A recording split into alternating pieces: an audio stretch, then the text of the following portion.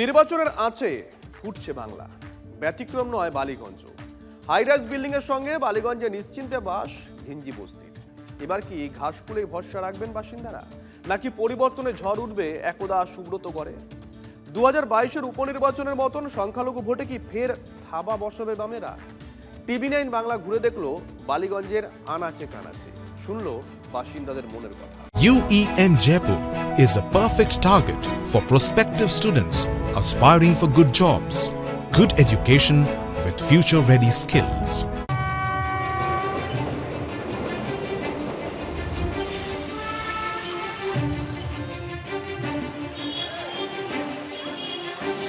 দক্ষিণ কলকাতা লোকসভার অন্তর্গত বালিগঞ্জ বিধানসভায় রয়েছে এই মুহূর্তে। কেমন আছেন বালিগঞ্জের মানুষ, কি বলছেন তারা, বিগত কয়েক বছরে কি পেয়েছেন আর কি পাননি, তারই খোঁজ নিতে বাংলার কথায় আজ রয়েছি বালিগঞ্জ বিধানসভায়। বালিগঞ্জ বিধানসভা ভোট মানে কিন্তু Ballygunge circular road, Gurusaday road, Ballygunge ফাঁড়ি, গড়িয়াহাট শুধু তাই নয়। বালিগঞ্জ বিধানসভা নির্বাচন মানে কিন্তু পার্ক সার্কাস, মল্লিক বাজার, বেগবাগানের মতন সংখ্যালঘু অধ্যুষিত এলাকাও। 50% বেশি সংখ্যালঘু ভোটার অধ্যুষিত বালিগঞ্জ বরাবরই তৃণমূলের শক্ত ঘাঁটি।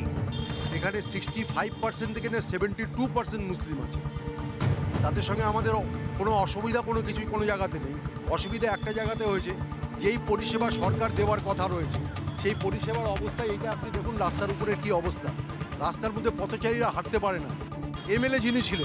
যিনি এমএলএ ছিলেন বাবুল সুপ্রিয়, তাকে আমাদের এখন পাজি খুঁজতে হবে কবে দেখতে পেয়েছি। হ্যাঁ, তাকে দেখেছিলাম দুর্গাপুজোর সময় না কবে একবার যেন তিনি ফিতে কাটতে এসেছিলেন, কিন্তু তারপরে কোনো কাজের মধ্যে তাকে আমরা দেখেছি বলে মনে পড়ে না।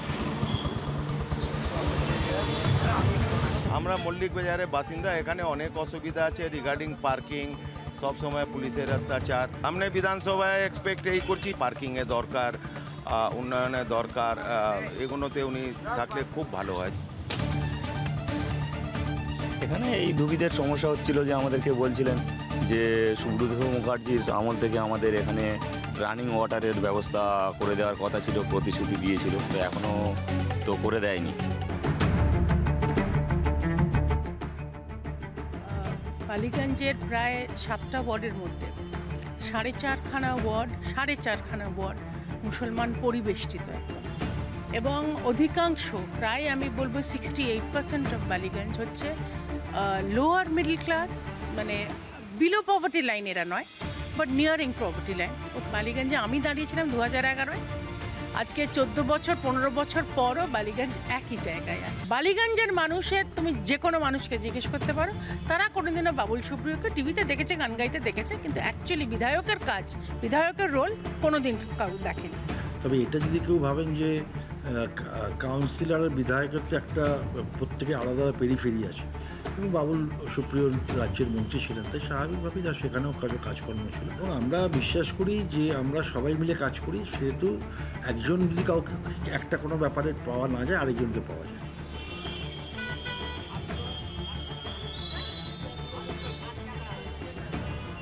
প্রচুর বাড়ি ইলিগাল কনস্ট্রাকশন হয়েছে, দুটো বাড়ির মধ্যে গ্যাপ নেই, এই সমস্ত জিনিসগুলো প্রচুর ঘটেছে আর কি। মানে কর্মসংস্থান তো ডেফিনেটলি হয়নি, যেভাবে জনগণ বেড়েছে সে তুলনায় কর্মসংস্থান বাড়েনি, সে বিষয়ে কোনো সন্দেহ নেই।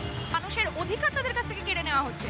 আমরা তো রুটি রুজির লড়াই, সেই অধিকার নিয়ে লড়াই করছি, মানুষ শিক্ষা স্বাস্থ্য নিয়ে লড়াই করছে। এখন তাদের যে মত দান করার অধিকার, যে ভোট দেওয়ার অধিকার, সরকার নির্বাচন করার অধিকার, সেইটাই তাদের কাছ থেকে কেড়ে নেওয়া হচ্ছে। বহু লোকজন যার বাবার নাম উঠেছে ছেলের নাম ওঠেনি, ছেলের নাম উঠেছে বাবার নাম ওঠেনি, এবং এই লজিক্যাল ডিসক্রিপেন্সির নাম করে যেভাবে হচ্ছে যে তাদেরকে ঝুলিয়ে রাখা হয়েছে, আমরা মানে বামপন্থীরা সেটা নিয়ে লড়াই আন্দোলনের মধ্যেই রয়েছি। প্রত্যেকটা বৈধ ভোটারকে ভোট দিতে, মানে তাদেরকে ভোটাধিকার তাদের সুরক্ষিত করতে হবে, যারা তাতে ভোট দিতে পারে।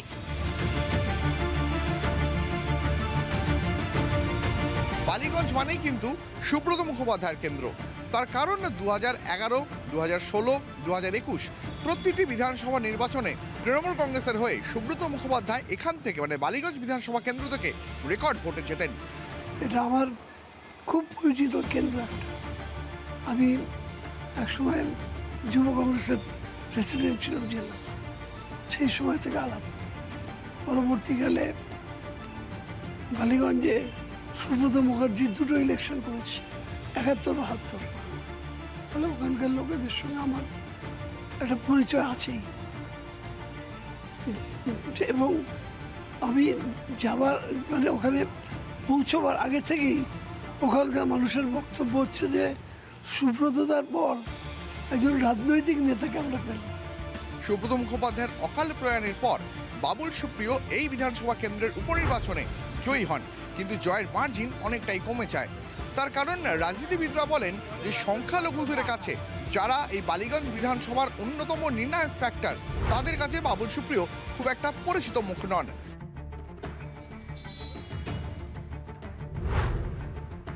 ড্রেনেজ হয়েছে, সাব ব্যবস্থা হয়েছে, তা সত্ত্বেও জল টল জমে।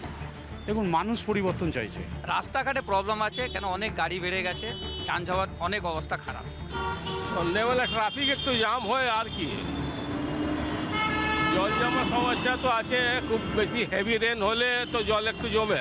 জল জমার ক্ষেত্রে ইতিমধ্যেই অনেকগুলো আপনার ওয়াটার লগিং যেগুলো জোন, সেগুলো চিহ্নিত করে সেখানে আমাদের পাম্পিং ব্যবস্থা আরও সুদৃঢ় করা হচ্ছে, যাতে আগামী দিনে কলকাতা শহরে বালিগঞ্জ ছাড়া কোথাও জল জমবে না। সেই ব্যবস্থা মানে জমবে না বলাটা ভুল হবে, তাড়াতাড়ি নেমে যাবে, এটা বলতে পারি। এবারের ভোটে তৃণমূল কি তাদের সংখ্যালঘু ভোট ব্যাংক অটুট রাখতে পারবে, নাকি বালিগঞ্জের মানুষ এবার পরিবর্তন চাইবেন? আজ দিনভর আমরা ঘুরে দেখলাম বালিগঞ্জ বিধানসভা, শুনলাম বালিগঞ্জের সাধারণ ভোটার তারা কি বলছেন, তাদের অভাব অভিযোগের কথা। দেখা হবে পরের এপিসোডে বাংলার কথায় অন্য কোনো বিধানসভা এলাকা থেকে। ততক্ষণ দেখতে থাকুন TV9 বাংলা।